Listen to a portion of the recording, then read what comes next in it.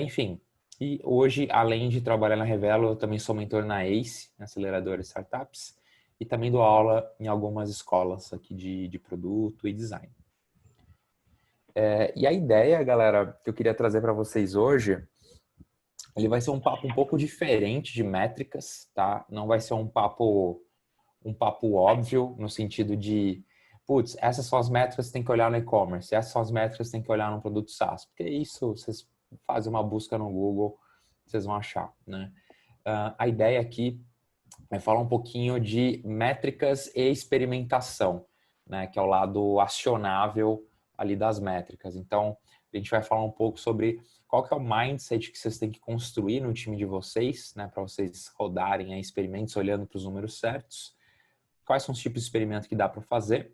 E, por fim, no final, eu vou dar um processo bem passo a passo de como vocês podem começar a estruturar essa roda, né, de olhar, analisar uma métrica, pensar no experimento, colocar o experimento no ar, como que esse processo ele se dá no dia a dia, tá? E, galera, dúvidas, eu não sei como vocês estão fazendo nos outros encontros, mas se quiserem deixar no chat, eu vou fazer algumas pausas em alguns momentos, eu dou uma olhadinha no chat e eu interajo com vocês. Beleza? Pode ser assim, sim. Combinado, Wilson. Maravilha. Vamos lá então, galera. Começando do começo, sem mais delongas, eu gosto bastante de introduzir esse cenário. É um cenário de growth barra produto. Imagina o seguinte, que vocês acabaram de lançar um produto por assinatura e ele está com esses números aqui. O seu CAC, né, que é o seu custo para adquirir clientes, ele está em $388, porém, o lifetime value, né, ou seja, o tempo que esse cliente fica com você, né, e te dá de receita, te dá de retorno, é de apenas $99. O que vocês fariam para melhorar esses indicadores assim de cara? Quem tem uma hipótese aí? Pode abrir o microfone e falar. Eu faria uma divisão em uma análise de dados para entender quem são as personas que estão com CAC mais caro, quem são as que estão com LTV maior, porque isso aí é média, né? E A aí eu média. tentaria focar os meus ads ali na média de quem tiver menor CAC e maior LTV. Análise de Boa. cohorts. Fazer uma cohort. Massa. Alguém faria algo muito diferente? Acho que não, acho que você ganhou, cara. Legal. Galera, isso aqui, esses números, eles são um case real, tá? É o case do Dropbox, que deu origem a essa funcionalidade que existe até hoje de você convidar pessoas em troca de espaço, né? Então, você pode mandar um convite para os seus amigos e se o seu amigo virar, se cadastrar no Dropbox, você ganha espaço na sua conta. Então, pô, legal. Acho que muitos de vocês já ouviram falar desse case e tal, mas o que é esse case no ponto de vista de métricas e experimentos, tá? Então, de novo, aqui o contexto. Estava muito caro para o Dropbox adquirir novos usuários, né? Não sei se vocês já viram isso, mas tem uma relação no mercado de que o LTV ele tem que ser pelo menos 3 vezes o CAC, né, em produto SaaS. É uma regrinha geral, né? Assim, não é tão específica por indústria. E essa regrinha aqui está bem desbalanceada no caso deles, né? Então, o que eles fizeram? Eles fizeram muito parecido com o que o colega de vocês sugeriu. Eles foram entender quem eram essas pessoas com maior LTV, como elas conheceram o Dropbox. E eles viram que a galera que conhecia o Dropbox via indicação usava muito mais, né? E aí eles falaram, nossa, mas por quê? Não, porque o meu amigo indicou, eu confio e eu entendi como é que funcionava ele me explicando ali. Eles falaram, pô, bacana. Bacana, então vamos tentar explorar esse comportamento de indicação que já existe hoje, né? Que ele já se dá. Será que a gente consegue trazer usuários através de indicação? A gente vai reduzir CAC e aumentar a LTV? Vamos trazer usuários melhores? E aí o experimento que eles fizeram foi esse sistema que na época você convidava alguém e você ganhava 500 megas de espaço. Né? Poxa, mas 500 500 mega é muito, é pouco. Para eles era um custo baixíssimo, né? Era um custo marginal se você for comparar com $388, né? É muito mais pesado. E, como vocês devem imaginar, esse case deu super certo, né? Eles tiveram um aumento aí absurdo na base de usuários deles em 15 meses. Essa é uma feature que ela funciona, está no ar até hoje. Claro, hoje eles dão mais ou menos espaço, né? Mas o mais bacana é que eles criaram um canal gratuito de aquisição, né? Então eles exploraram um comportamento que já existia e conseguiram, por fim, trazer usuários mais engajados, tá? E esse case eu acho ele bacana porque ele traduz muito um jeito acionável de trabalhar com métricas, né? Porque se a gente só ficar olhando para a métrica, analisando ela, a gente não anda. E como que a gente anda, né? Então, tem até, não sei se vocês vão ter alguma palestra sobre growth ou se já tiveram também, mas o responsável, um dos responsáveis por esse case é esse rapaz aqui, o Sean Ellis, né? E o Sean Ellis, ele cunhou o termo growth hacking, né? Que é esse tipo de prática que ele fazia nas startups ali na época, que gerava resultado, e ele cunhou esse termo, que ele falava o seguinte, né? O que é o growth hacking? O growth hacking ajuda as empresas a criar uma cultura de experimentação com foco em impactar métricas qualitativas e quantitativas. Então, tem a ver com experimentos, né? A gente entender o número que a gente vai olhar e fazer o experimento certo para mexer nessa métrica. E o que são esses experimentos, né? Eu imagino que muitos de vocês já fazem isso hoje, já estão fazendo, talvez não chamavam desse nome, né? São testes, né? E geralmente é um teste envolvendo um pouco código, porque a gente quer aprender o que funciona rápido e com baixo custo, né? Então, isso é o que a gente comumente chama de experimentos no mercado. Legal. Então, mas quer dizer que eu faço um experimento, eu aprendo o que funciona e o que não funciona. Beleza. Será que quanto mais experimentos eu fizer, mais eu vou impactar minhas métricas, os meus indicadores? E a resposta é sim, tá, galera? Tem até esse case bem bacana do Twitter, né? Ali finalzinho de 2010, eles estavam crescendo, mas né, um pouquinho devagar aqui, né? Não estava numa velocidade tão boa. E rolou uma mudança na liderança de marketing do Twitter no final aqui do Q4. E entrou ali uma nova liderança e eles perguntaram quantos testes vocês estão fazendo por semana, quantos experimentos? E eles estavam fazendo na casa de meio teste por semana, ou seja, 2 testes por mês, né? Será legal. Agora, a meta de vocês é rodar 10 testes por semana. Claro, isso envolve recursos, isso envolve gente, isso envolve um monte de coisa, mas a meta de aprendizado, né? Que você consiga bater o bumbo para isso acontecer. E qualquer produto que vocês olharem, produtos que a gente adora usar, eles têm uma cultura de experimentação muito forte.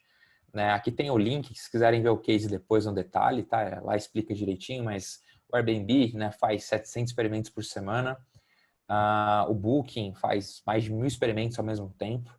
Né? Então, esses produtos que têm muita atração, né, já estão numa fase de escala aí, global, eles conseguiram crescer por conta dessa cultura de aprender rápido, né? Então isso é algo que a gente não deve perder. Legal. Mas cara, 1.000 experimentos ao mesmo tempo, isso é um absurdo, né? Muita coisa. Então, quantos a gente deveria fazer por semana? Aqui eu trago um benchmark e depois eu vou falar para vocês o que a gente faz na Revelo, tá? O próprio Sean Ellis, ele fala que se a gente tiver 3 aprendizados por semana,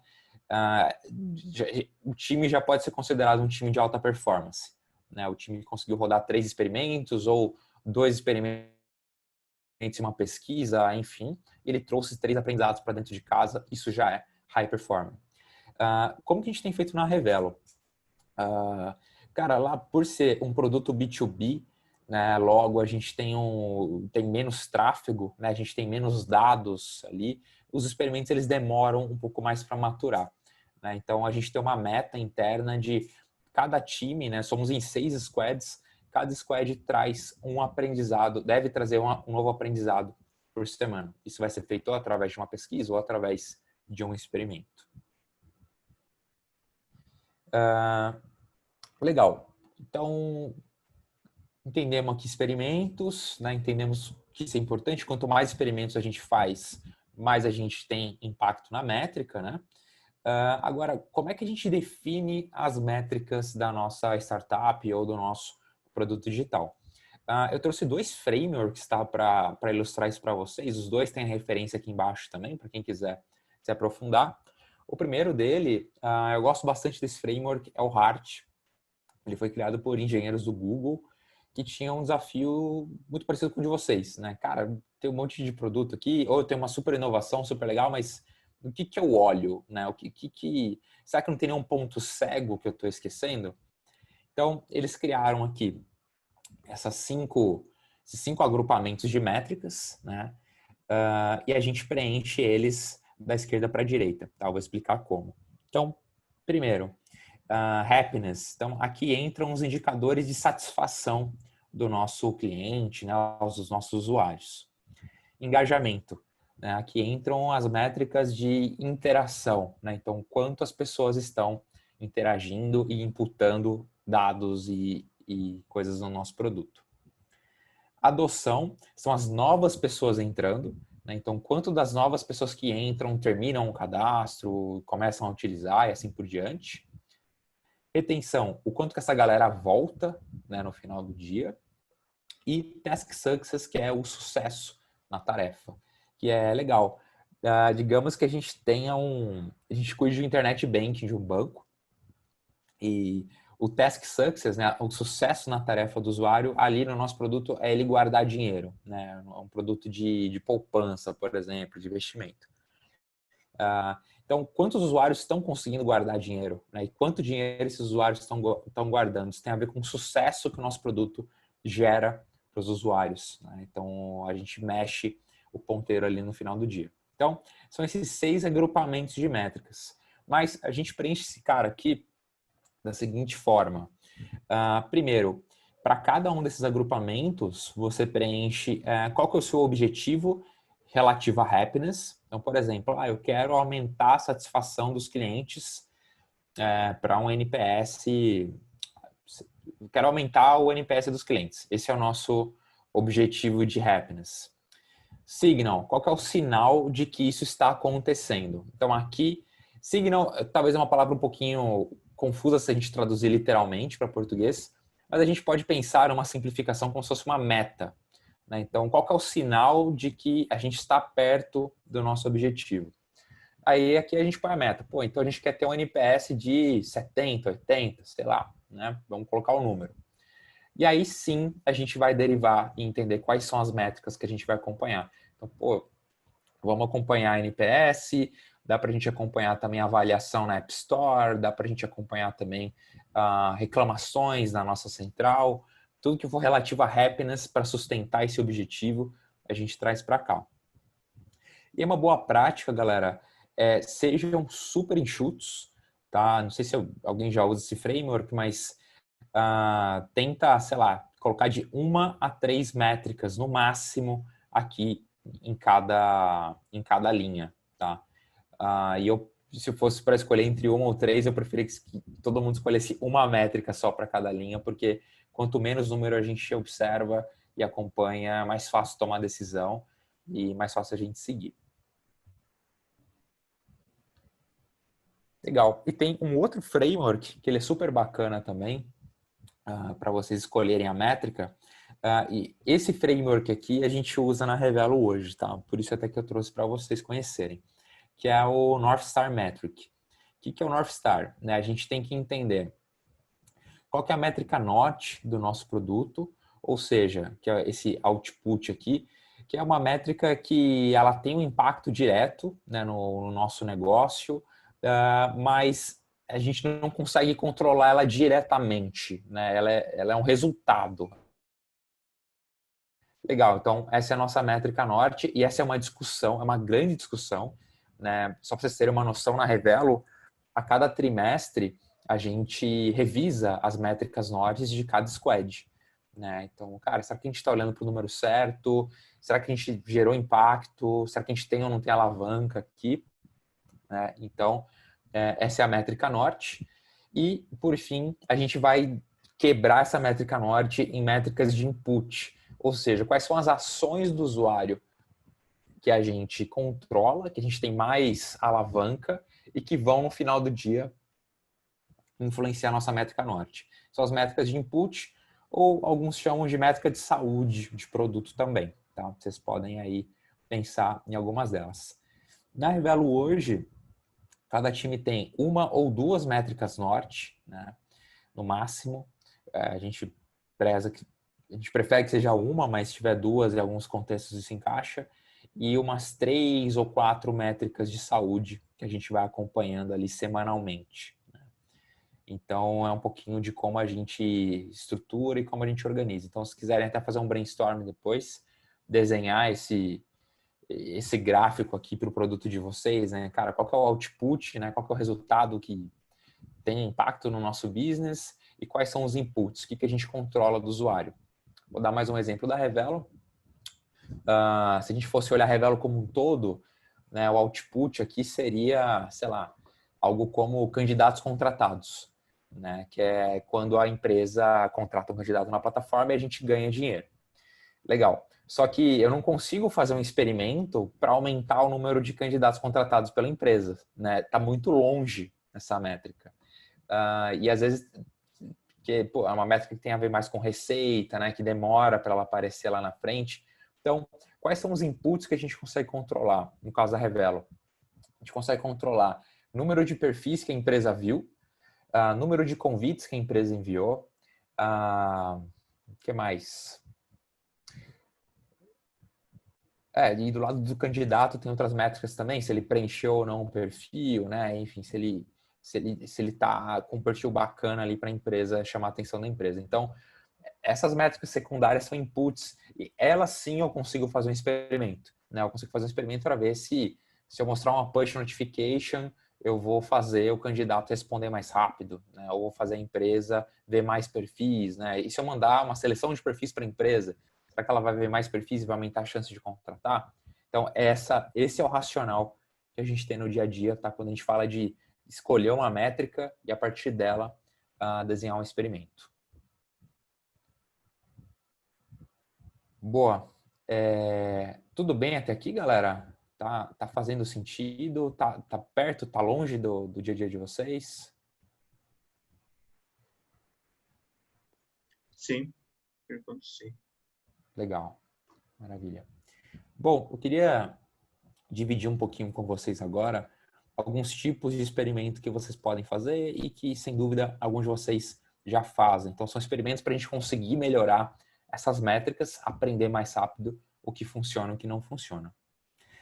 Primeiro, vocês podem fazer experimento em qualquer etapa do funil de vocês, então desde a campanha de marketing até o jeito como vocês ganham dinheiro, né? Tudo é testável, tudo dá para a gente pensar em formas de melhorar, né? Tudo que dá para a gente medir dá para a gente melhorar. E a gente tem basicamente dois tipos de experimento, né?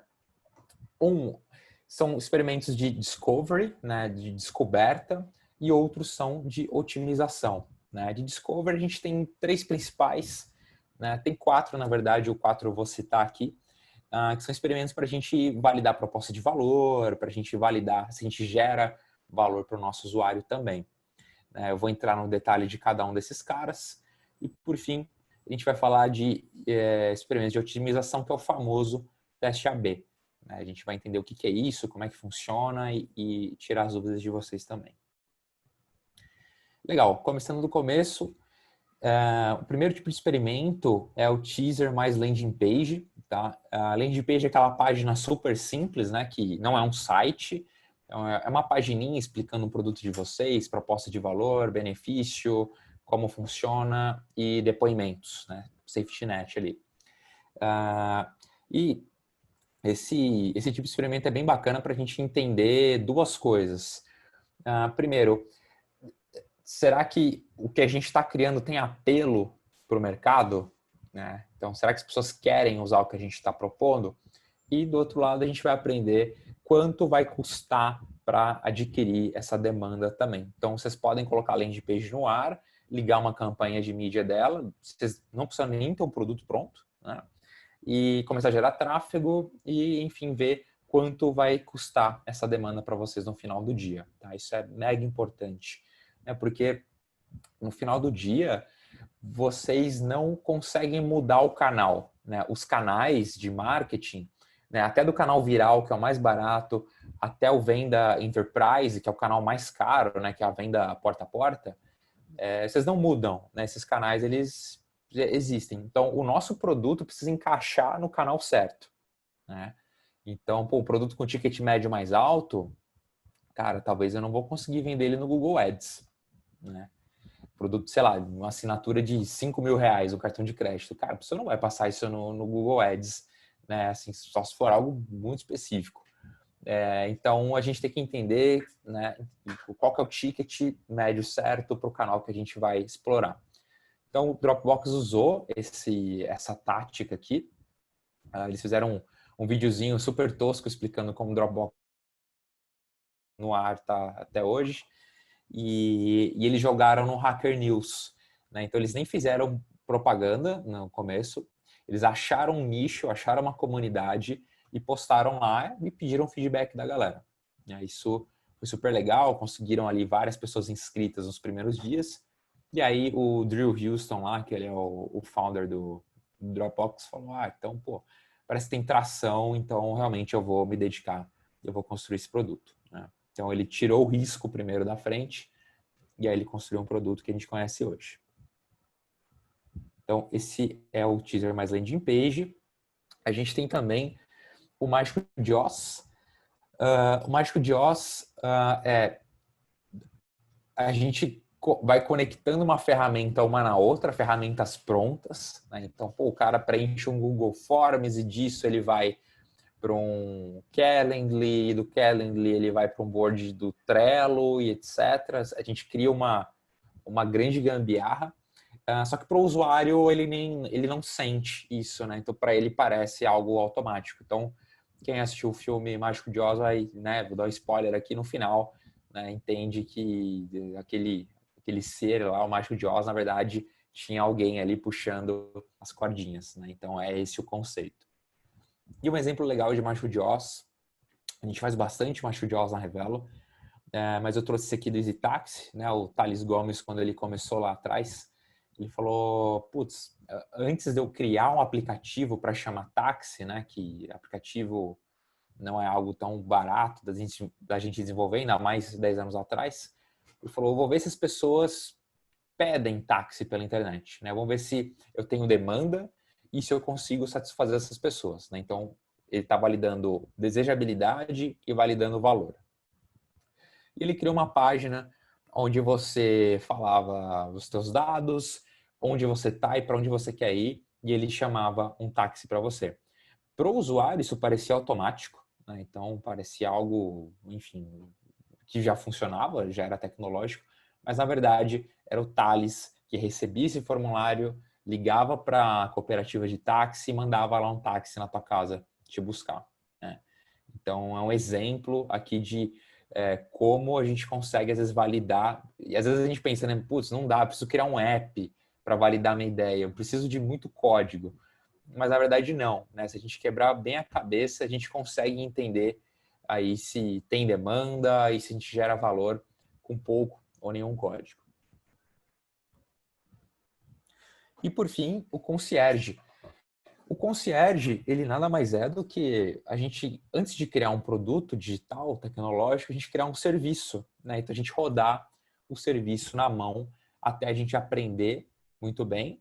E aí depois a gente usa a tecnologia para otimizar o nosso processo e fazer algo mais automático.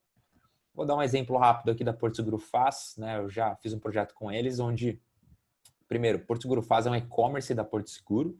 Eles são um site onde você compra serviços para sua casa, como limpeza de sofá, limpeza de carpete, instalação hidráulica, elétrica, etc. Eles começaram a ter pessoas ligando lá para a central deles, perguntando se eles ofereciam um serviço de pintura residencial.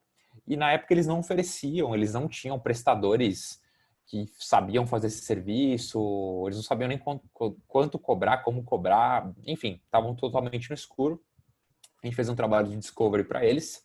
Então, primeiro a gente foi entender com essas pessoas qual era a dor delas, né? Então, poxa, tem tanto pintor freelancer no mercado, né? Por que que você não contrata um pintor freelancer e você quer a Porto? E aí as pessoas falaram, cara, o pintor, o orçamento flutua,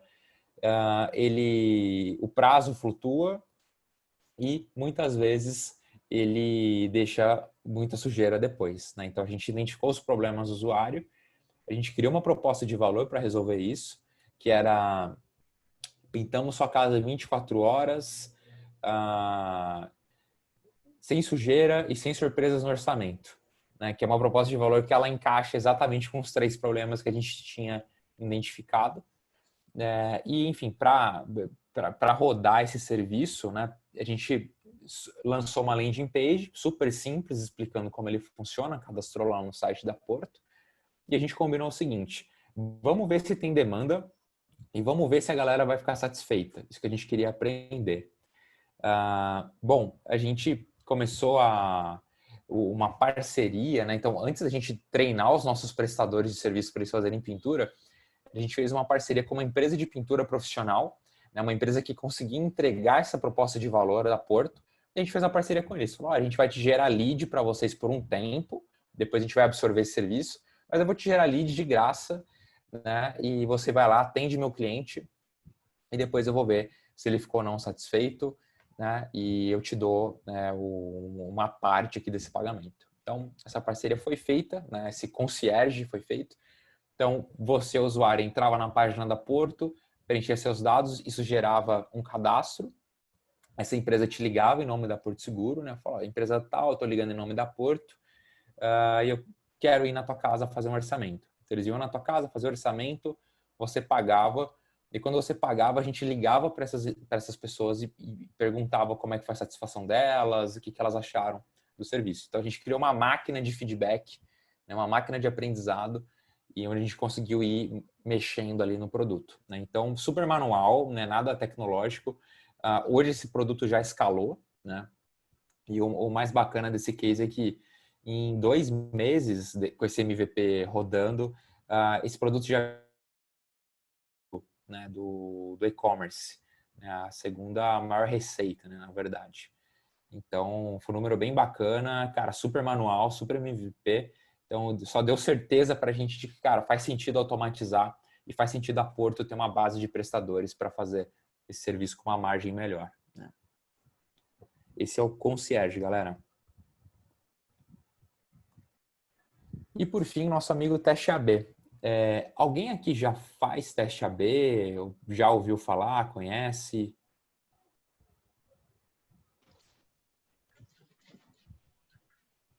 Will, eu fiz um teste AB no próprio programa, eu mandei e-mails diferentes para os mentores para testar um tipo de comportamento.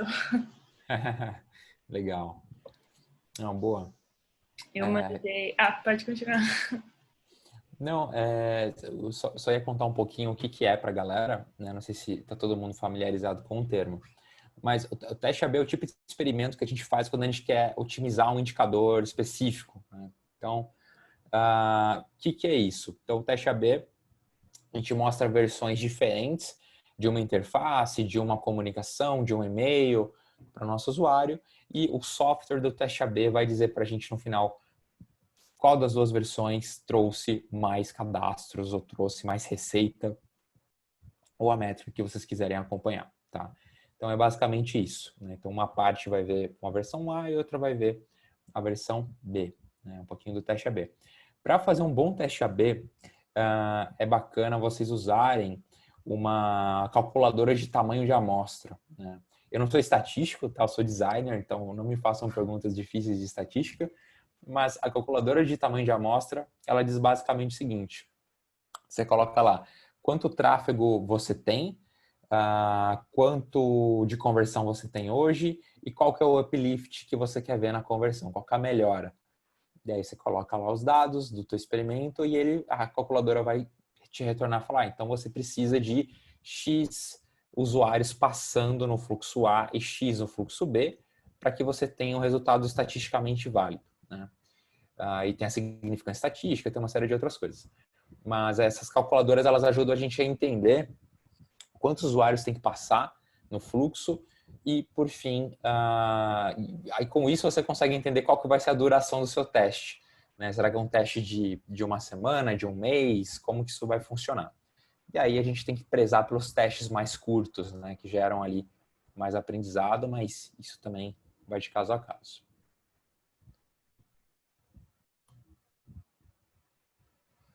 Tudo bem até aqui, galera? Legal? Vamos lá. Então, queria entrar a gente entra na última parte, daí eu abro para perguntas depois, que é o processo. Então, legal.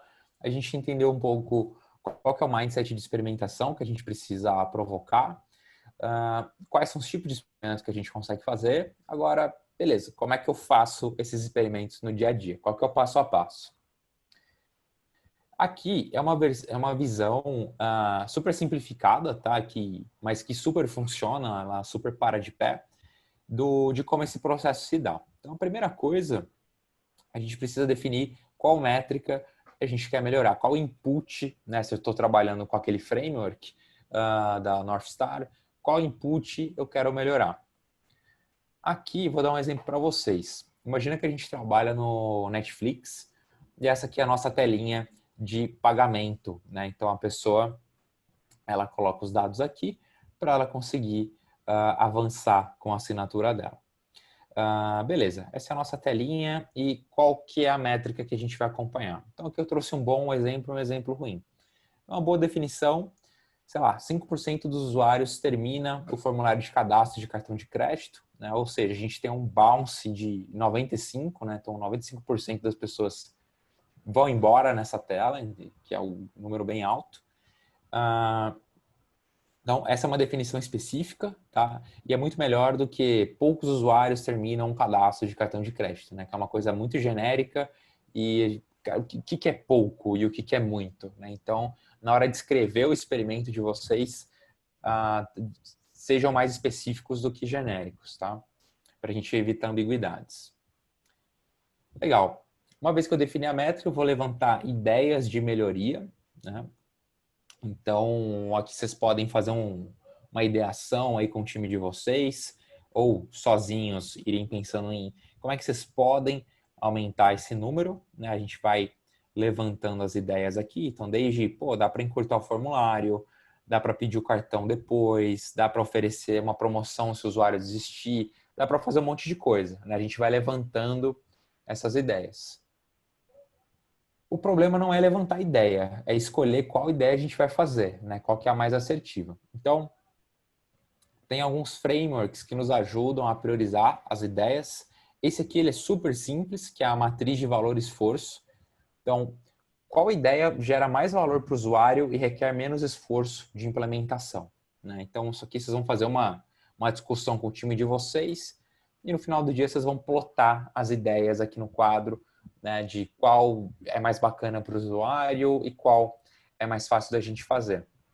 Vocês podem mudar também, né? Você pode falar, cara, em vez de não quero olhar valor para o usuário, quero olhar valor para o negócio, né, ou qualquer outro indicador, é indiferente, né? O importante é que a matriz esteja clara para o seu time e vocês consigam priorizar as ideias por aí.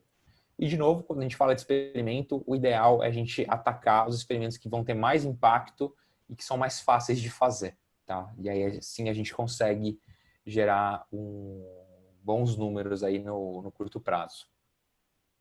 Tem um outro framework bacana de priorização também, quem quiser ser um pouco mais científico, que ele se chama RICE, né? Como se fosse arroz em inglês.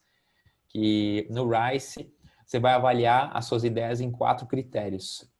Primeiro, reach, que é alcance, né? Então, qual que é o alcance de cada ideia? Qual que é o impacto de cada uma? Qual que é a nossa confiança na ideia? E, por fim, qual que é o esforço de implementação? Então, a gente multiplica os 3 primeiros números e divide pelo último, pelo esforço, e cada ideia vai ter uma nota, né? Cada experimento vai ter uma nota, então assim vocês conseguem priorizar também. No dia a dia, sendo bem sincero, a gente trabalha de uma forma que a gente converge bastante, né? Então, é muito difícil na Revelo, por exemplo, a gente ficar em dúvida se a gente vai para o experimento A ou experimento B.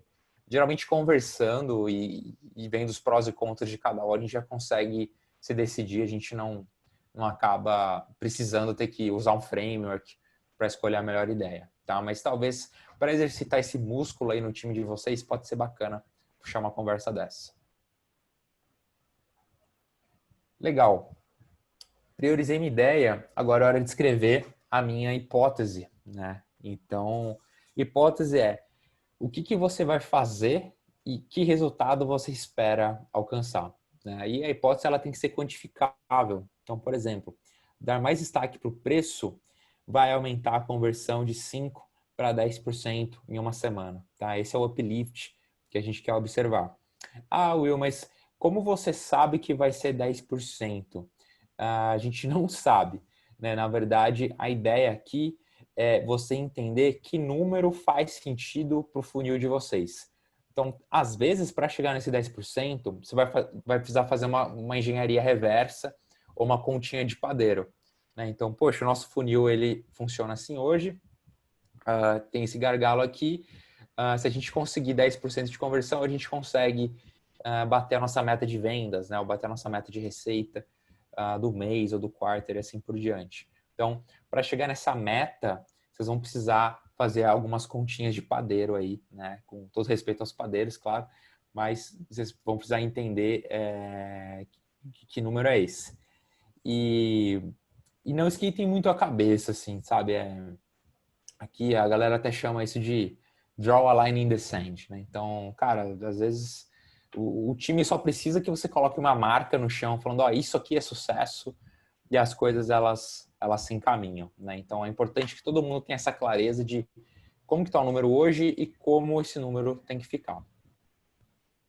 E uma hipótese genérica, né, ou mal escrita, seria, a gente acha que dar mais destaque para o preço vai aumentar a conversão, tá? Mas aumentar em quanto tempo? Então a gente precisa ser um pouquinho mais específico. E eu deixei o link da calculadora aqui embaixo para ela ajudar vocês a fazerem, escreverem essas hipóteses. A gente coloca o experimento no ar e, por fim, a gente documenta o aprendizado. Sobre colocar o experimento no ar, vocês podem, falando de teste AB, né, por exemplo, que acho que dos tipos de experimento é o que exige mais código, tem ferramentas de teste AB no mercado, né? Tem o VWO, por exemplo, que é uma ferramenta super legal de teste AB, e ele não exige conhecimento em programação e desenvolvimento, né? Então, quem não for técnico consegue ir lá e configurar o próprio teste AB, né? Mexe na interface ali, né? Muda a cor do botão, faz o que vocês quiserem fazer no site, e vocês conseguem fazer isso sem uma pessoa de tecnologia mexendo. E tem uma outra alternativa gratuita, que é o Google Optimize, que ele é muito bom, e ele também permite que você faça os testes aí sem grandes esforços de tech, tá? Legal, o teste foi para o ar. Como é que a gente documenta o nosso aprendizado? Eu sou um grande fã de planilhas, né? Acho que eu sou o designer que mais gosta de planilha aí no mercado. E a gente tem uma planilha que é a nossa planilha de experimentos e aprendizados, né? Então, na Revelo, por exemplo, a gente tem uma planilha onde a gente consegue ver quais são os experimentos que cada time fez, né? E qual foi o resultado obtido e qual foi o aprendizado gerado. Então é mega importante vocês terem esse hábito, né, de documentar tudo que vocês estão fazendo, documentar o aprendizado de vocês. Eu sei que parece um pouco chato, né? Putz, tem que sentar na planilha lá e escrever. Mas, cara, isso é mega importante para vocês não rodarem o mesmo teste lá na frente só porque vocês esqueceram, né, o que aconteceu ou como que vocês fizeram exatamente. E no dia a dia, como que a gente faz essa roda aqui girar né, lá na empresa? Então, como eu falei, a gente tem essa planilha né, onde os times colocam os experimentos, as apostas, né, e as métricas que eles querem melhorar. A gente tem um papo semanal também para discutir esses experimentos. Então, a gente tem um papo semanal onde a gente olha as métricas de cada time e a gente olha os experimentos que eles vão fazer. Então, a gente tem praticamente esses dois momentos, né, de troca. Então, essa reunião semanal, a gente tem esse documento onde todo mundo consegue ter visibilidade das métricas e dos experimentos. Legal. E é isso, galera. Quanto mais a gente roda esse fluxo, né? Então, quanto mais testes, mais aprendizado, mais a gente cresce. Porém, né? Vamos lembrar que não existem balas de prata, né? Como diz o nosso amigo Ben Horowitz. Então, legal, né? Framework, legal processo, legal um monte de coisa. Só que a gente sabe que para um produto dar certo, ele depende de uma série de variáveis que às vezes a gente controla algumas e não controla outras, né? Então, não tem bala de prata. E eu falo isso aqui para vocês adaptarem o processo para vocês, tá? Então, não fiquem reféns dos frameworks ou refém do processo. Tipo, pô, eu estou tentando fazer o Heart aqui no meu time, só que não tá rolando, não tá encaixando, né? Tá esquisito. Cara, adapta o Heart. Não, eu quero usar outro framework, quero usar o Métricas Piratas. Beleza, adapta o Métricas Piratas para você. Enfim, então adaptem as ferramentas, tá? Porque no final do dia elas têm que trabalhar para vocês e não o contrário. É isso, galera. Acho que eu passei por tudo, né? Eu falei um pouquinho de mindset, tipos de experimento e de um passo a passo de processo que vocês podem fazer. Deixo meus contatos aqui para vocês, tá? Terem, e eu deixei também algumas referências de leitura para quem quiser se aprofundar em alguns temas, né? Então, desde experimentos, experimentos de monetização, nesse livro aqui é sensacional, empreendedorismo, as ferramentas que eu citei aqui também, né? O Google Optimize, Webflow e AppQs. E é isso, galera. Agradeço e agora passo a bola para vocês aí, mandarem as perguntas e comentários. Muito obrigada, Will. Eu acho que foi muito esclarecedor. Obrigada mesmo pela conversa e por trazer todos esses exemplos. Acho que ficou extremamente prático. Vou passar agora para o Felipe para a primeira pergunta. Fala aí, Felipe. Boa noite, Will. Foi muito legal a apresentação aí. É um assunto que eu acho muito legal, né? De testes, analisar os dados tirou muita dúvida minha, assim, que são coisas assim que a gente vê em tudo que é blog, palestra e não acha, né? Que é a parte mais prática mesmo. Então, ficou muito legal. Obrigado. E a minha dúvida assim, me apresentando, né? Eu sou fundador da Dembody, que é um marketplace de serviços de saúde e bem-estar. A gente trabalha conectando profissionais da área de saúde, mas voltado para bem-estar, como nutricionista, personal trainer, fisioterapeuta, com as pessoas que buscam esses profissionais. Só que buscando fazer essa conexão a um valor abaixo do praticado no mercado, com o objetivo de democratizar esse acesso à saúde de qualidade. E a minha dúvida é sobre como que a gente define a nossa North Star Metric, porque assim, eu sei que o Uber tem a North Star Metric deles é a quantidade de corridas por dia ou por mês, não lembro agora o período. A empresa que eu trabalho é a quantidade, que é uma fintech de antecipações recebíveis, é a quantidade de empresas operando por dia, a média, né, por semana, na verdade. E aí, como que a gente define isso, assim, no começo do negócio, e qual que é o momento ideal para a gente definir isso, né? Porque às vezes, pô, a gente fala, não, a gente fala agora, a nossa North Star Metric vai ser essa aqui, que guia a saúde do negócio, assim, que vai guiar o nosso crescimento, que vai ser a principal coisa que o investidor vai olhar. Isso aqui é LTV sobre CAC. E aí, como que a gente define isso no começo do negócio? Onde talvez a gente até vá mudar o modelo de negócio depois. E quais são os cuidados para escolher essa métrica? Legal. Cara, primeiro, que bom que você curtiu aqui o conteúdo. Como é que a gente define métricas, então, né? Ainda mais no caso de vocês.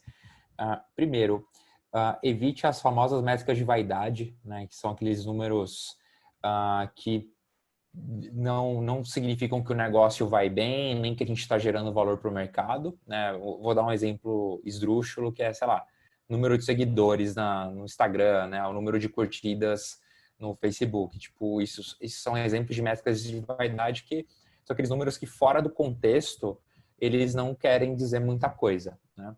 Então, no caso de marketplace, o que a gente costuma fazer a métrica norte tem que ser o momento chave onde você gerou valor para os dois lados, né? Você deu o exemplo do Uber, o Airbnb também, que ele fala de noites bucadas, né? Então, noites bucadas é legal, porque eu gerei uma reserva para o anfitrião e o hóspede também interagiu ali na transação. Então, tenta pensar num número que é o número mágico, assim, que significa que você gerou valor para os dois lados. Será que é uma consulta agendada? Uma consulta paga? Né? Não sei se vai ter um pagamento ali dentro da plataforma, mas tenta achar esse número que converge o valor para os dois lados. Tá? E você fez uma outra pergunta depois sobre quais os cuidados que a gente toma? Sim, mas você meio que foco, respondeu né? já. Mas até você falou de foco, que quando você foi perguntando, eu fui lembrando. Ok você olhar essa métrica agora e, assim, o que você tem que evitar? Que métricas importantes você pode ignorar um pouco no começo, tá? Cara, vou falar um negócio que é quase um palavrão, mas no começo o seu CAC vai ser muito ruim, né? E beleza, sabe? Então, assim, CAC é métrica importante, mas não dá tanto... claro, não pode ser um CAC absurdo, né? Mas não fica fritando tanto em otimizar CAC, né? Porque a gente ainda precisa provar tração, né? Então, pensa na métrica norte e, no começo, não pensa nela como uma taxa, tá? Tipo, por exemplo, 30% dos usuários tem que buscar uma consulta com um nutricionista. Sei lá, essa é a nossa métrica norte. Tipo, é ruim ver porcentagem quando a gente está no começo, porque a gente não tem volume. Então, uma pessoa a mais, uma pessoa a menos já oscila pra caramba, né? Entrou 10 pessoas, 3 buscaram. Pô, mas o que isso significa? Então, no começo, é legal você ver o número absoluto, né? Você vê a tração mesmo. Então, cara, a nossa meta é, sei lá, 50 bookings de consulta aqui por mês, né? Ou por semana, sei lá. Então, tenta colocar essas metas assim que é mais fácil de administrar também com o tempo. E claro, tipo, às vezes, se você pensar bem numa métrica norte, de modo que ela gere valor para os dois lados ali, às vezes você até consegue mudar o seu modelo de negócio sem ter um impacto nela, né? Às vezes você vai cobrar de um outro jeito, você vai cobrar de uma outra ponta, mas a métrica ela continua fazendo sentido. Tá? Então, acho que é um exercício aí para vocês tentarem fazer. Entendi. Obrigado, Will. E a outra pergunta eu lembrei agora, que é se você acha que vale a pena a gente, que aqui, a maioria aqui é early stage, né? Tá testando, sei lá, o segundo ou terceiro MVP. Se você acha que vale a pena a gente pensar nisso agora, né? E qual vai ser a nossa métrica norte? Sim, Ou você acha que é uma coisa que quer deixar para depois? Não, acho super legal pensar nisso agora, porque ela, de novo, ela vai ser uma métrica de tração. E o momento que vocês estão agora, early stage, é o momento de descobrir quais são as alavancas que vocês têm. Então, o que você mexe no produto, ou na sua proposta de valor, no serviço, que vai ter um impacto, né, na sua tração, né? Então, por isso que é importante fazer experimento, a gente rodar, para a gente conseguir olhar isso. Mas, enfim, respondendo sua pergunta, cara, eu olharia... Na Revelo a gente olha, né? Sei lá, tô criando um produto agora e a gente tem uma métrica de tração lá. Faz sentido a gente andar, tá? Então, é mega importante. Obrigado. Fala aí, Rafael. Opa, boa noite, Will. Primeiramente, parabéns aí pela apresentação, super legal. Eu faço parte da Going. A Going é uma GovTech que busca ajudar municípios de pequeno e médio porte a desenhar políticas, né? Esse é o nosso propósito. E, na verdade, eu tenho duas perguntas. Desde o início da construção da nossa ideia, a gente veio conversando com gestores públicos e tendo essas rodadas de feedback, né? A gente optou por sempre trabalhar inicialmente, agora que a gente precisa rever, na minha opinião, trabalhar com indicadores qualitativos. Então, a gente optou por conversar com menos, mas ter outro tipo de interação e ter mais, acho que, perspectivas qualitativas dessas interações, né?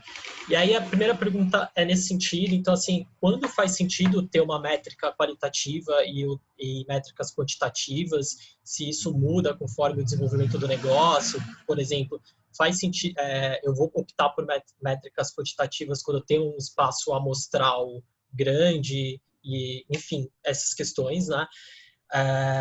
E aí, as métricas, eu entendo que são uma alternativa para ouvir o cliente, né? Então, ali é um termômetro para entender como o cliente está se sentindo interagindo. E eu gostaria de ouvir, na sua opinião, se há outras formas, além das métricas, que contribuam para ter esses retornos, esses feedbacks, né? E se, na sua experiência, tem algumas práticas nesse sentido, ouvir além das métricas, né? Acho que são essas duas perguntas. Boa, legal, Rafael. Cara, vamos para a sua primeira pergunta do quali e quant, né?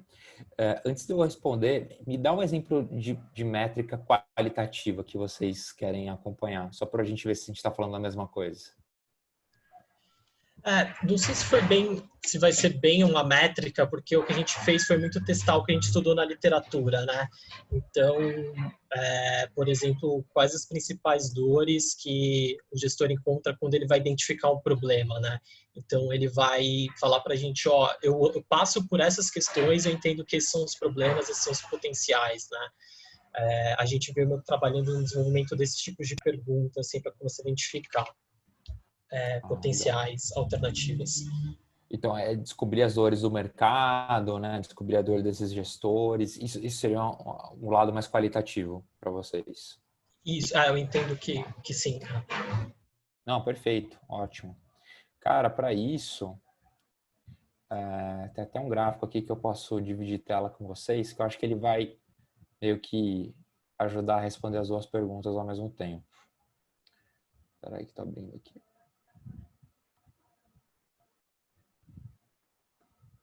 Dividir aqui. Legal.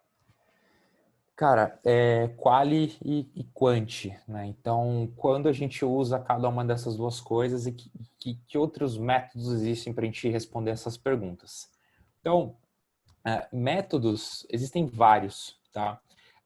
Aqui, eu gosto muito desse gráfico, né? Ele é do Christian Horner, um pesquisador, e ele organizou os métodos de coleta de dados dos usuários, né?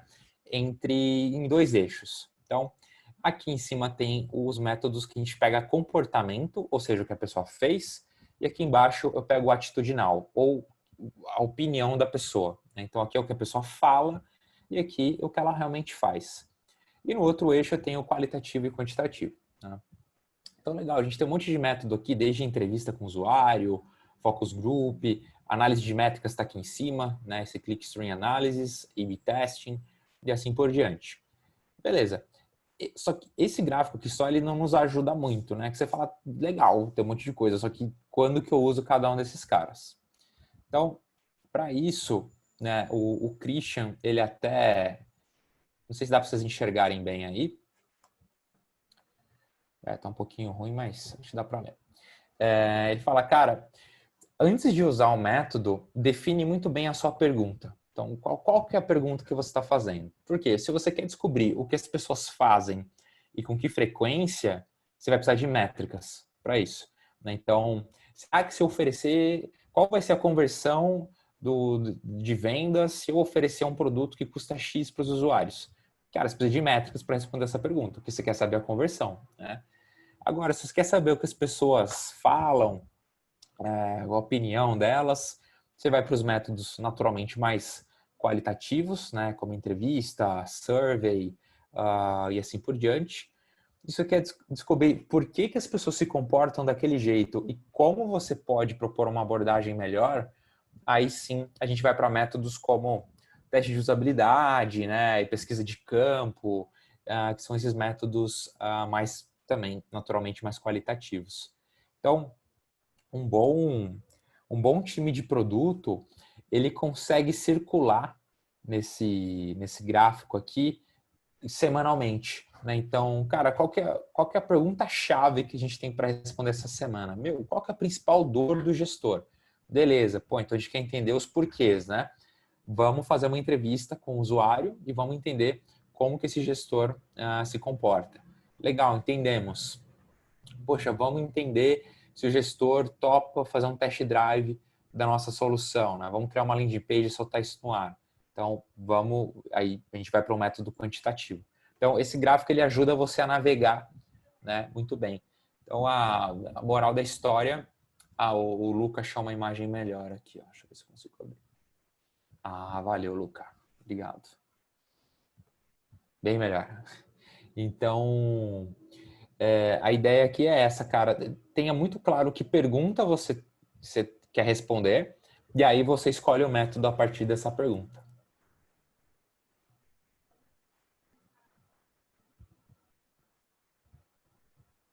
Legal.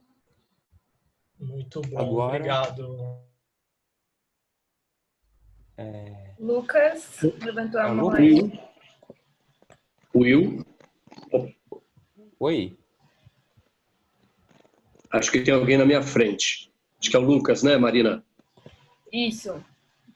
Tá, depois você me chama quando chegar um momento bom aí. Obrigado. Beleza. O Lucas sou eu? Você mesmo. Então Lucas, beleza. você.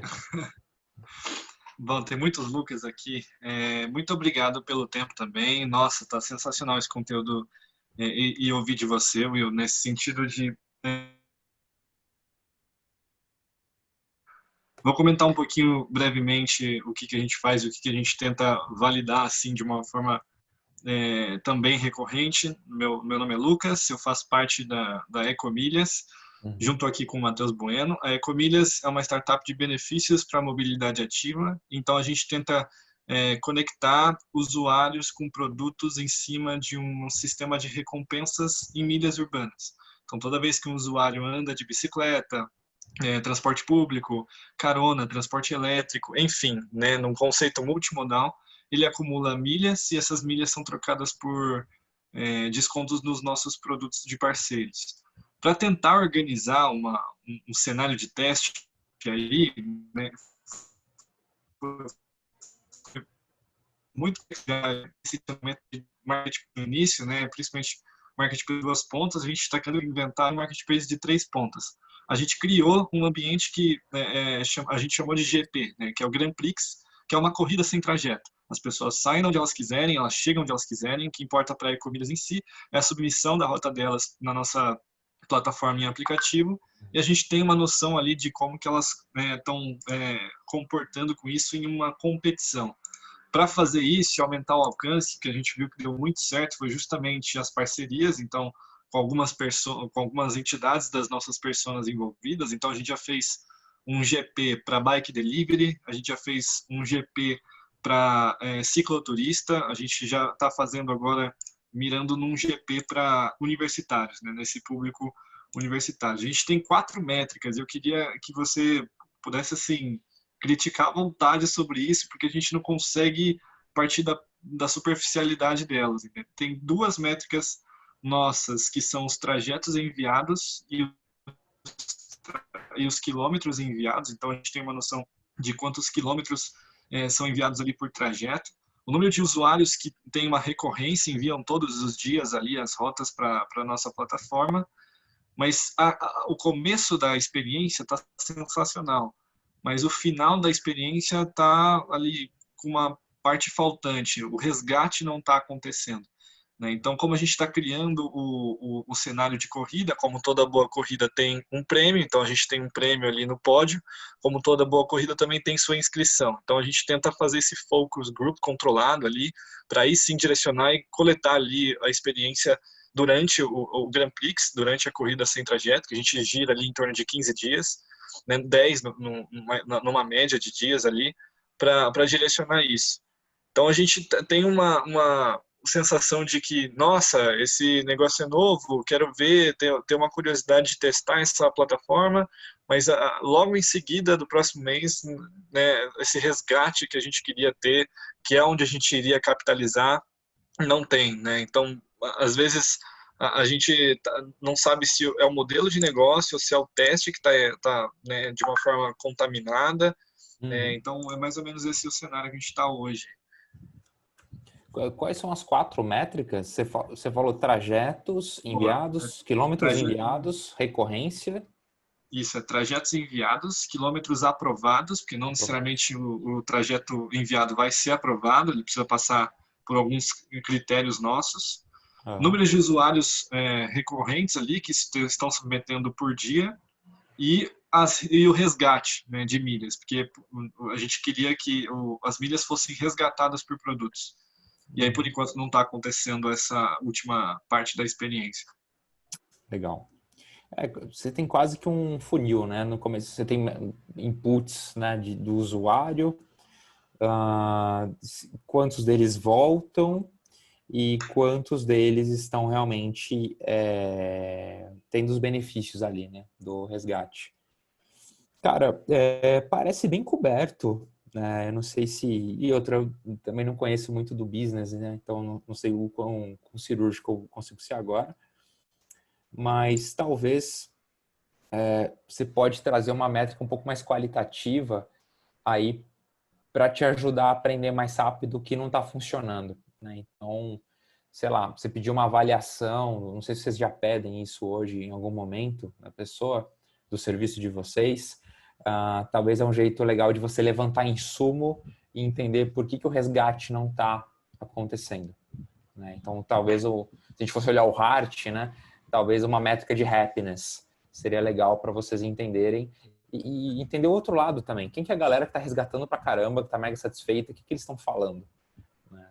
Então, eu tentaria ter alguma métrica nesse sentido, um NPS às vezes, ou avaliação mesmo, para, enfim, vocês conseguirem ter um cheiro um pouco mais qualitativo de por que esses números não estão fechando, sabe? Legal. Bom, a gente vai tentar implementar isso, de fato faz sentido para a gente, só a gente fica com esse receio de comentários para querer agradar, né? Então o cara fala, foi legal, mas não resgatou o produto, então não foi legal, né? Então a gente fica direcionando isso. E o outro ponto que eu queria abordar é que dessa experiência de submissão de rotas, acúmulo de milhas e resgate de milhas, a gente tenta usar esses dados para as próprias empresas de mobilidade ativa nos multimodais que a gente quer atacar, né? Seja transporte público, seja própria bike sharing, seja carpool, seja transporte elétrico, assim por diante. Mas, ao mesmo tempo que eles falam que faz sentido a gente ter alguma aproximação um pouquinho mais concierge nesse sentido, a gente recebe um tapinha nas costas logo em seguida, falando, nossa, valeu, mas estou com outras prioridades agora. Então, o que você recomenda dessa abordagem que a gente chega, esse onboarding de produto, sabe? Esse onboarding de direcionamento para com a empresa que a gente quer testar, né? Eu chegar na Tembice aí da vida e falar, olha, calma, não vou danificar a sua LGPD, mas eu queria testar algumas coisinhas. Então, com todo esse cenário aí. Entendi. Como que vocês ganham dinheiro hoje? Pois é, menino. Complexo essa pergunta, mas a gente tem a taxa de resgate por sucesso de taxa de sucesso, né? Então, a cada resgate realizado, a gente capitaliza porque a gente está oferecendo um marketplace nichado, né? A gente está oferecendo um marketplace com uma ativação grande até então, mas o ticket maior, por isso que a gente está explorando mais o B2B, é justamente esses dados, né? Por onde as pessoas estão passando, destinos e origens mais populares, ajuda isso numa infraestrutura, ajuda isso num plano de expansão para uma estação, para uma direcionamento de receita não tarifária nos transportes públicos e assim por diante. Mas esse método que a gente capitaliza é um pouquinho mais concreto no B2B, mas ao mesmo tempo não tá validado. E o método mais validado é o menos recorrente, é o que não tem taxa de resgate e assim por diante. Então, a gente está nesse dileminha entre... Cara, vendas B2B é tough mesmo, é duro. Porque o B2B são 3 nãos, né? Tipo, cara, primeiro, não é o dinheiro da pessoa, né? Não é o dinheiro pessoal dela. Cara, ela não dirige, ela não decide sozinha, né? Muitas vezes no B2B. Tem que coordenar com outras áreas, tem que alinhar a prioridade, etc. E terceiro, a pessoa não pode errar, né? Se a pessoa errar, uma coisa é eu comprar uma televisão errada aqui para minha casa, beleza. No máximo, minha mulher vai brigar comigo e tá tudo certo. Né? Mas na empresa, se eu errar com um budget muito alto, cara, às vezes, né, posso colocar minha carreira em risco. Então, venda B2B é um pouco mais morosa mesmo, né? Dito isso, cara, eu já fiz bastante validação de produto B2B e quando tá muito morno assim, significa das duas uma. Ou você não tá resolvendo um problema dessa empresa, né? Ou você tá, só que você não tá explicando sua proposta de valor de uma forma apelativa bastante. Ela não tá vendo o benefício claro disso, né? Então, sei lá, uma Tembice, por exemplo, né? Inclusive a gente até fez um projeto para eles já. Cara, eles têm uma rede muito grande, né, de bike sharing, e o que vocês podem trazer de dados que eles já não tenham, de dados? Porque cada bike tem um GPS já, né? Então, a pessoa está rodando, eles já sabem o que todos os usuários estão fazendo. Então, o que vocês trariam, né, de dados de diferencial para eles se planejarem que eles já não têm? Né? Eu partiria um pouco daí, sabe? Tá, legal. E tem alguma recomendação de onboarding, assim, de produto, de como a gente consegue testar o concierge de uma forma, né, amistosa, mas ao mesmo tempo profissional? Legal. Cara, você precisa fechar um piloto com alguém, né? Então, não foca tanto em, puta, preciso ter 10 empresas fazendo piloto. Eu já cometi esse erro. Foca em, tipo, cara, eu preciso de uma empresa, eu preciso de um case. Né? Porque com um case eu vou conseguir bater na porta do próximo cliente, eu vou ter 2 cases, e aí vai. Né? Então, tenta focar em fechar uma parceria só e usa a tua rede de contato máximo. Né? Tipo, tem aquela frase que o nosso sucesso ele está mais condicionado a quem a gente conhece, muitas vezes, do que o que a gente sabe. Né? Então, às vezes, você consegue entrar, né, com indicação, com algum amigo ali que trabalha em alguma empresa, é um pouco mais fácil do que você, né, bater na porta de um estranho, conquistar a pessoa, tal, mostrar todo o valor para ela. Então, no contexto B2B, isso costuma funcionar. Tá? Então, cara, tenta fechar um piloto. Dicas de onboarding. A gente fez um negócio parecido no final do ano passado, B2B. Um produto que estava ajudando o pessoal da GPTW a fazer. E a gente fechou um piloto com a Vindi, né, que é startup, a fintech. E, cara, a gente deixou super claro para eles assim, o que era esperado deles. Né? Então, a gente vai precisar de X horas dos gestores de vocês, né, por mês. O piloto ele vai acabar depois de 2 meses, sim ou sim. A gente vai sentar na mesa e a gente vai conversar e ver se vocês querem continuar ou não. E, enfim...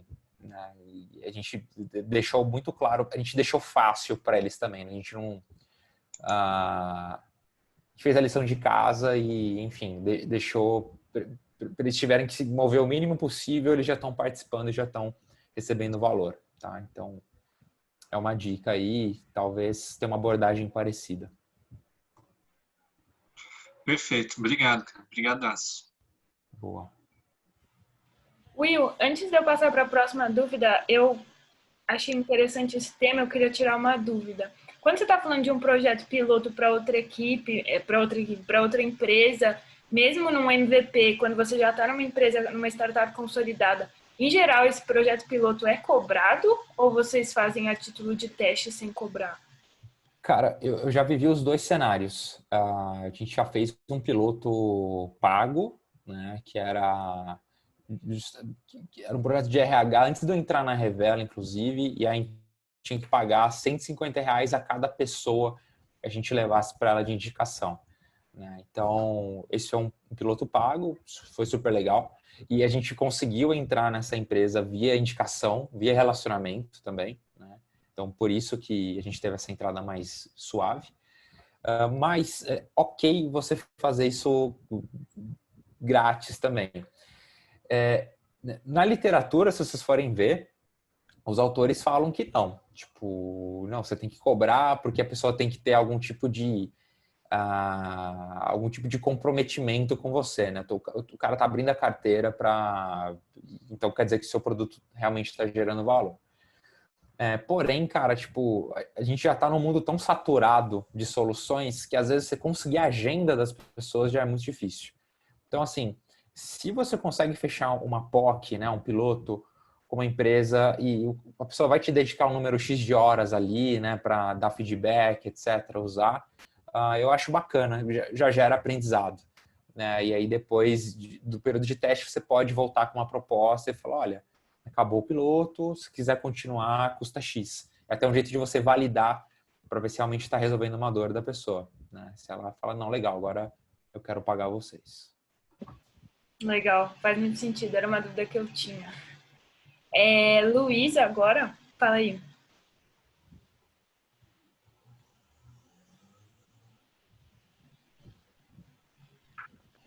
Pronto, peguei câmera aqui. Você está me vendo aí, Will? Deixa eu ver se eu consigo te ver. Tá, deixa eu ver se eu consigo te ver aqui, senão eu fico pronto. Agora te vendo fica melhor. Opa. Legal. Beleza? Will, queria fazer uma troca de ideias contigo, tá? Começa pelo seguinte.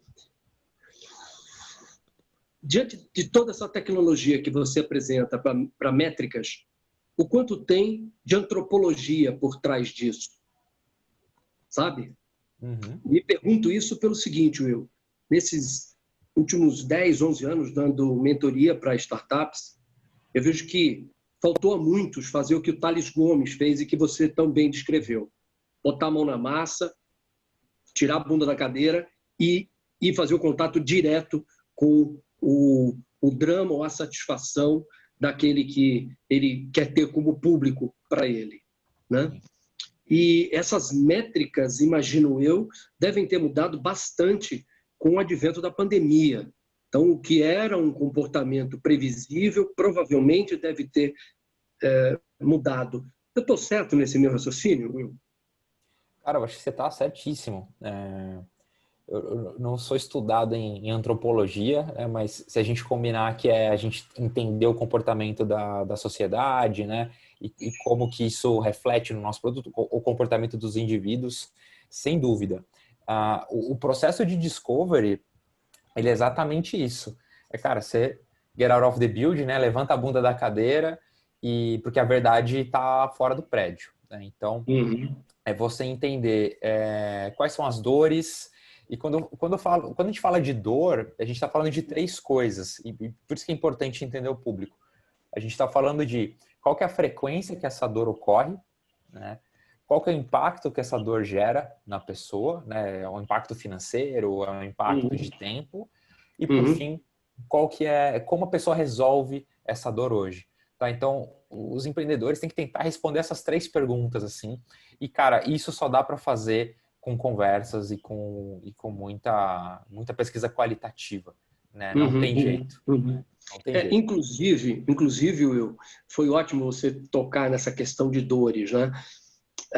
Todo mundo só fala de dor. Até o próprio Alexander Osterwalder, quando eu perguntei a ele, numa ocasião que eu era professor da HSM, se lá fora também todo mundo só fala em dor e esquece que na proposta de valor do Canvas tem a parte de você fazer uma entrega de uma satisfação, de um prazer. Ele falou que lá fora também, porque talvez a gente, seres humanos, estejamos mais focados na dor do outro, né? E a gente às vezes esquece que a gente pode estar entregando uma satisfação, um prazer, e não resolvendo uma dor. Eu tenho para comigo que muitos negócios de startups, e a gente sabe que o índice de mortalidade é gigantesco, né? Acabam ficando pelo caminho porque focaram demais na dor, e quem resolve uma dor não quer mais voltar. Ou a gente gosta de ficar visitando o dentista toda semana, comprar remédio toda semana na farmácia e todo mês no cardiologista. Não é bem assim, né? Então, eu vejo que por trás dessa necessidade absoluta de termos métricas, e isso não é só do mundo da tecnologia a que você se referiu hoje, mas vem de toda a tecnologia offline, vamos colocar assim, né? Isso é histórico da humanidade. É importantíssimo ter as métricas, mas me parece que a pandemia, inclusive, está intensificando esse distanciamento que os startups acabam tendo das pessoas, afinal de contas. Mães, jovens, enfim, pessoas de todas as cores, raças, credos, opções de vida e etc. Como é que você consegue integrar isso no trabalho da Revelo? Legal. Cara, primeiro sobre dor, eu concordo que a taxa de mortalidade das startups ela é altíssima, né? E tem alguns estudos que falam que essas startups morrem porque geralmente elas estavam focando mais num problema técnico do que num problema do mercado, né?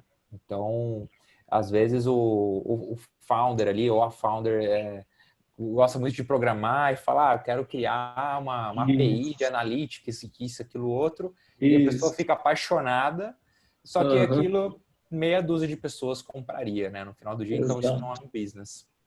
Então, eu acho que é legal entender a dor, né? Mas, enfim, sem deixar esse lado mais subjetivo da experiência também de lado. Dito isso, cara, na pandemia, o que a gente fez na Revelo? A gente falou, cara, primeiro, os números, eles começaram a naturalmente cair, né? Porque a gente ganha dinheiro com contratação. Cara, pandemia, muitas empresas mandaram pessoas embora, né? Vocês conhecem aí inúmeras histórias, então foi bem duro pra gente. O que a gente fez? A gente falou, agora não é o momento da gente se fechar dentro de casa. A gente precisa entender o que mudou, né? Então, você é cliente da Revelo, o que era Revelo para você antes da pandemia? Qual era o valor que a gente gerava e dor que a gente resolvia? E que dor que eu tenho que resolver para você agora, sabe? Tipo, o que tá pegando? Então, a gente fez esse trabalho, né? Cada squad foi fazendo ali a sua maneira de entender e de se readequar, né? Mas, cara, não tem nada mais poderoso do que sentar na frente de um cliente, mostrar a sua ideia para ele e pegar o feedback. E isso não tem preço. Show. E eu concordo 100% contigo quando tu coloca que sem métrica não tem gerenciamento, não tem administração de coisa alguma, né? É fundamental isso desde do microempresário ao grande empresário nacional. Vamos pegar aqui a maioria dos negócios que são de famílias empresárias ou são empresas familiares, né? Que tem uma diferença entre uma coisa e outra, mas todos sofrem de falta de métrica, né? Coisa que já não vejo ser uma falta de foco em quem está no mundo startup. Em compensação, quem está no mundo startup tem um certo distanciamento, né? de pessoas, não é? Muito bacana, gostei muito do teu conteúdo, cara. Sensacional, já peguei teu contato aqui, vamos conversar. Eu tenho meus mentorados aí que estão sempre precisando de soluções. Eu espero que a gente esteja junto em breve. Falou? Maravilha, Luiz. Pô, super obrigado, cara. Adorei as pontuações que você fez aí e vamos trocando figurinha assim. Vamos sim. Eu sou muito preocupado com isso, cara. A minha vida inteira me dedico ao aprimoramento do mindset empreendedor e à visão estratégica de negócio. E encontrar esse tipo de recurso, como você colocou, achei muito legal os gráficos do Sean Ellis. Muito obrigado. Olha, isso vai ser útil para todos os startups que estão aí, eu tenho certeza. Legal, valeu, massa. Um abraço grande. Esse material vai para vocês, tá, galera? Então vai ficar com todo mundo aí para consulta depois. Show de bola. Valeu, Will. Muito bom. Obrigada, Luiz, por ter vindo. Boa noite. Tamo junto. Tamo junto. Boa noite. Valeu. Will, eu não sei como você está de horário, a gente tem mais 2 perguntas. Dá para finalizar com elas? Não sei se você tem alguma coisa depois. Tá bom. Vamos nessa, vamos nessa. Então fala aí, Adailton e depois Hernan. Oi, boa noite, Will. Tudo bom? Gostei bastante do conteúdo. E, por um acaso, até a minha pergunta pega o gancho que o Luiz comentou aí. Hoje, a gente tem uma dor. Então, eu vou dar o contexto que a gente está situado. Hoje, a empresa o Adalto, que está sinalizando, e o Fernando, que está com camisa azul, que é surdo. Uhum. A gente tem a 2.000 Mãos, que é uma empresa que trabalha na área de levar acessibilidade com relação à surdez. Hoje no B2C a gente está caminhando, tem algumas coisas, a gente tem algumas métricas, mas no B2B não. E quando a gente vai conversar com um B2B, a gente tem algumas empresas que a gente está conversando e a gente basicamente oferece 2 pontos e nenhum dos 2 é exatamente uma dor. A gente se propõe a tornar a empresa mais acessível e dessa forma a empresa vai ter mais clientes, vão vir surdos, famílias de surdos. E o segundo ponto é a empresa ela vai ter um ganho de valor. Então, ela se torna meio que amiga da causa. Então, outras pessoas vão se aproximar e vai se tornar uma empresa bem vista no mercado. Uhum. Nenhum desses 2 pontos é necessariamente uma dor. Então, quando a gente vai negociar com uma empresa B2B, a gente não tem argumentos para falar assim, olha, você vai ter 10% a mais de clientes e a sua empresa vai ter um aumento de 20% de valor de mercado. Então, a minha dúvida nesse contexto é, como que eu posso fazer para metrificar isso? Para poder realmente falar, você vai ter X clientes novos, sendo que mesmo que depois que a gente fizer as parcerias, a gente não vai ter esses dados para poder argumentar. Tá. Só me explica um pouquinho melhor como o seu produto funciona. Vocês fazem um trabalho de inclusão? Como que é isso? Tá. Vou tentar dar um exemplo, então, da Revelo, que você está usando como exemplo. A Revelo junta em pessoas que estão procurando emprego e empresas que estão procurando pessoas para trabalhar. E, eventualmente, não sei como que é a relação da empresa, mas pessoas surdas, de repente, não estão encaixadas lá dentro. O call center, de repente, não consegue atender um surdo que quer conversar e tirar uma dúvida sobre a plataforma. Então, a gente entra, por exemplo, meio que uma assessoria mesmo, para tentar conduzir algumas políticas dentro da empresa e também dando treinamento de Libras. O Fernando é professor, ele sabe ensinar Libras muito bem. Então, a ideia seria essa. Se, por exemplo, se a empresa contratasse a gente faz isso. Então, existe um aumento no número de pessoas usando a plataforma, os surdos vão começar a usar e, consequentemente, a empresa vai atrair outras empresas para procurar pessoas para trabalhar. Por exemplo, boticário, grandes corporações, que, dado pelo número de funcionários, precisa ter uma cota de pessoas com deficiência, seja cadeirante, cego, surdo. E a Revelo, de repente, poderia ser a empresa para encontrar um surdo para trabalhar. Legal. E aí essa é a nossa solução, que resolve um problema da empresa que você trabalha, mas a gente não consegue chegar, bater na porta e falar assim, ó, tá aqui, ó, a gente resolve isso com esses valores e com essa garantia de satisfação. Legal. Cara, é muito difícil vender um produto nice to have para uma empresa B2B, porque, igual o colega comentou aqui, eles têm um monte de prioridade, tem um monte de coisa na fila, então dificilmente vai ter alguém ou uma área com budget para comprar uma solução que não vai ter um impacto direto em algum indicador, né? Então, eles querem 3 coisas, ou reduzir risco, ou reduzir custo, né? E aumentar, ganhar mais dinheiro, né? Em questão de tempo também. Que eu pensaria, tá? Se eu estivesse na posição de vocês. Falar, cara, você falou um negócio legal, né? De tipo, talvez algumas empresas estão perdendo o mercado porque elas não atendem um público surdo. Beleza, né? Então, você pode tentar entender, levantar hipóteses de que tipo de empresas são essas, sabe? Porque para isso fazer sentido para uma empresa, ela fala, e você mostrar para ela, falar, olha, sabia que X% dos brasileiros é surdo e eles não conseguem ser atendidos pela sua empresa, né? Então, você está perdendo isso aqui de faturamento, né? Mas isso não cola com todas as empresas, né? Você não pode colocar todas as empresas na mesma caixa.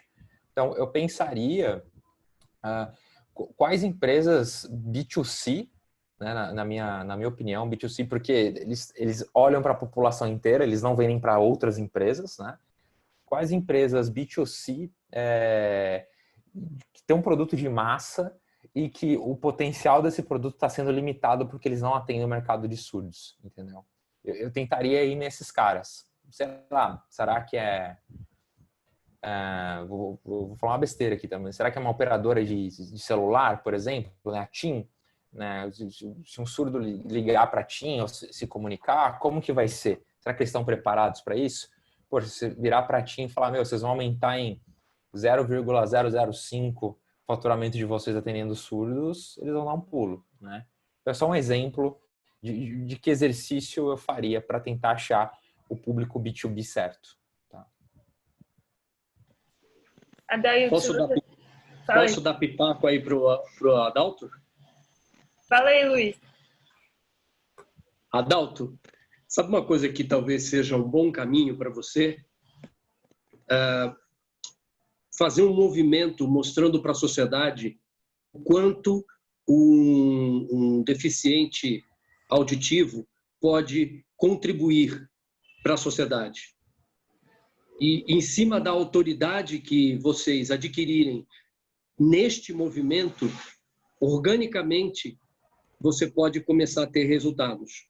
Isso leva um tempo, isso tem um preço, mas se você, por exemplo, averiguar o que faz hoje a Tismo.me, TISMOO.me, Tismo.me, que é uma plataforma voltada para o ecossistema autista. Eu sou o head de mentoria deles hoje. Eles adquiriram tal autoridade no tema que naturalmente atraíram Maurício de Souza, que hoje tem um personagem da Turma da Mônica, o Andrezinho, que é autista. Eles atraíram pessoas como Marcos Mion, que tem filho autista e que fala a respeito disso, e chamou a atenção do Brasil inteiro quando no Shark Tank a Michelle, com a Cyber, foi uma das startups que mais emocionou em todas as temporadas do Shark Tank, porque ela, como autista, veio apresentar uma tecnologia e foi aplaudida de pé pela plateia do Shark Tank, numa daquelas apresentações de plateia, e emocionou profundamente todos os investidores ali. Então, temos uma deficiência no país inteiro de inclusão daqueles que são deficientes visuais, auditivos e de outras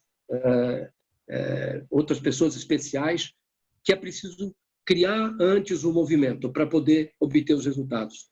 Fica aqui um testemunho do que o mundo autista e o mundo ótico, que eu também já participo há uns 15 anos, tem feito para conseguir essa autoridade e então apresentar soluções. Beleza? Obrigado, Luiz. Faz todo sentido para a gente. Vai lá, vai nessa. Boa sorte. E nessa linha, Dailton, depois dá uma olhada naquele case que eu te mandei da Body Shop e da HandTalk, que eles colocaram uma assistente virtual no site deles para pessoas com... É uma intérprete de Libras e funciona super bem. Então pode ser um case legal para vocês fazerem um benchmarking. Entendi. Beleza, obrigadão, pessoal. Fala aí, Hernan. Boa noite, William. Muito boa palestra, foi bastante interessante. Só contextualizando um pouco, eu faço parte da MBR Agro. nós somos uma empresa que basicamente a gente faz análise de risco rural para ajudar a fazer a conexão entre o campo e as instituições financeiras, né? Justamente porque o risco rural é um tema bastante abstrato ainda e como ele é abordado de diferentes formas dentro do mercado. E a nossa proposta é justamente permitir a integração de tudo isso de uma forma simples, de fácil entendimento e padronizável, né? Então você consegue padronizar isso para diferentes culturas e, enfim, diferentes localidades. Eu queria fazer uma pergunta bastante na linha do que a Marina tinha comentado, de fazer os testes pagos e os testes gratuitos. No nosso caso, por exemplo, nós temos uma parceria com uma grande instituição financeira aqui que trabalha com seguros rurais e nós precisávamos da validação da nossa metodologia de análise de risco. E agora nós estamos com o nosso MVP e nós vamos começar a testar ele junto desse parceiro e justamente ver como a gente consegue de fato atacar os problemas que ele tem internamente. O que eu queria te perguntar é, visto que, enfim, essa não é uma empresa, não é um monopólio dessa empresa, a gente provavelmente vai querer atender outras empresas também. Por exemplo, vale a pena a gente tomar esse case e depois usar esse case para bater na partida das pessoas, ou cada caso é um caso? E, além disso, existe algum tipo de métrica, por exemplo, para quando você oferece esse teste inicial de forma gratuita, ou se você vai cobrar por esse teste inicial, para ver a conversão disso? Porque, como a nossa metodologia ela é bastante sensível no caso de que é uma análise de risco, né? Então, se você está lidando, por exemplo, com um produtor rural, às vezes ele pode achar que a fazenda dele é uma Mercedes, na verdade é um Fusca, né? Então ela tem essa questão da subjetividade, tem essa sensibilidade em relação a como transmitir esse conhecimento e tem essa questão da validação também, que é muito importante para a gente, né? E a gente vai precisar ter esse contato com diferentes pessoas e buscar essa validação. O que você acha dessa tempestade aí que eu joguei em você? Cara, eu acho que assim, você precisa ter muito claro o que você quer aprender primeiro, né? Primeiro, você quer... Pensa lá no Business Model Canvas ou qualquer Canvas aí que vocês usem. Qual a caixinha você quer validar? Se você quer validar sua proposta de valor, né? Então, ou seja, você quer entender se você consegue resolver um problema ali do mercado, ok, né? Você fazer isso sem cobrar, né? Assim como eu falei com a Marina, é um jeito de você criar case, você elimina a barreira de entrada, porque não precisa passar por jurídico, aprovação, nem nada daquilo, né? Que é B2B, isso é muito normal. E você aprende a criar case e consegue depois fortalecer. Mas você não vai estar validando seu modelo de negócio, você está validando sua proposta de valor.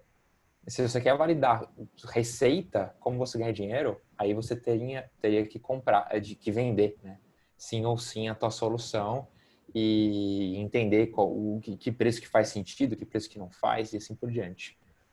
Como eu acho que essa metodologia que vocês estão criando, você ainda está entendendo, né, como ela funciona e o valor que ela gera, eu acho super ok vocês fazerem vários pilotos assim, sem receita, né, entende muito bem, entende como essas empresas funcionam por dentro, como elas compram, qual que é o ticket médio das soluções que elas compram ali, com quem que vocês estão concorrendo, né? E aí, depois no final do dia você consegue ou voltar nelas e oferecer um plano pago, ou bater na porta de outra empresa, aí sim para validar a receita. Tá? Quer dizer, eu faria assim, né? Eu acho que no caso do produto de vocês faz bastante sentido.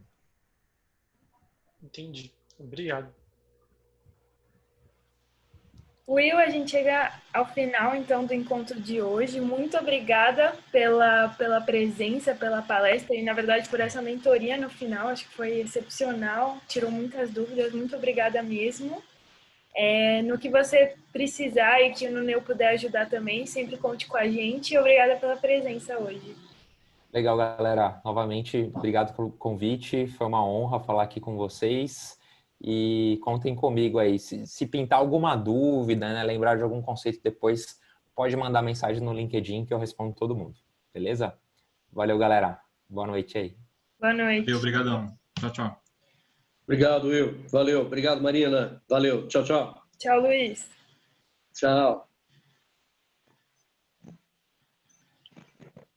Pessoal, vamos fazer um intervalo, então, de uns 10 minutos, pode ser? E aí a gente volta depois só para fechar os pontos, sei lá, trocar experiências, dúvidas, pode ser?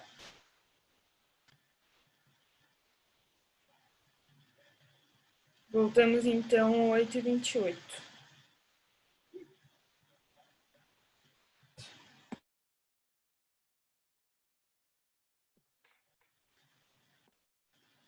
Ju, você tá aí?